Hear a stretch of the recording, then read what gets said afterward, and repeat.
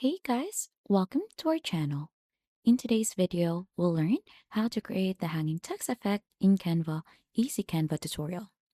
So for us to be able to begin, just head first to canva.com and choose in the default size that you want to use. So as you can see, we're currently already in here onto their editor. And to begin, we're going to go ahead and click onto the screen here or the white screen to change the background. So this is the background color for that. Let's simply click onto that one. And then right after, let's choose in a color that we want to use.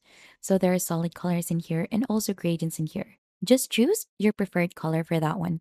And then right after, we'll head on to text in here. And we're going to go ahead and click on to add a heading.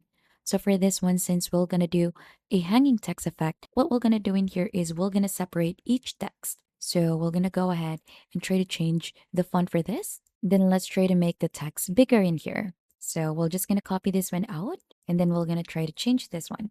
So we'll add in text in here. So we could also try to change the color for this one. So just choose the text color here onto the upper part corner of the screen and then choose onto which one you want to use. So there are a lot of options to choose from in here. So just go ahead and try to pick onto which one matches your design. So just like this one. Then right after, to add in the hanging effect, what we need to do is we need to rotate this one randomly. So we can make some of this bigger, some of them smaller around here. And also this other one, let's make it a little bigger and just like that. Then right after, once you have settled that one, just head here onto elements and then choose the shapes in here. So we're going to click onto this little circle or white circle. So this is what we're going to use. Simply click onto that. We're going to move this one first. Then we'll try to resize this and then right click onto this to go ahead and bring this to the front or bring this one forward. So let's make this one smaller. Right click onto this again, click onto this, and let's try to change the color for that one. So we're going to position this one over here onto the center, and then we're going to copy that one out and paste it in here.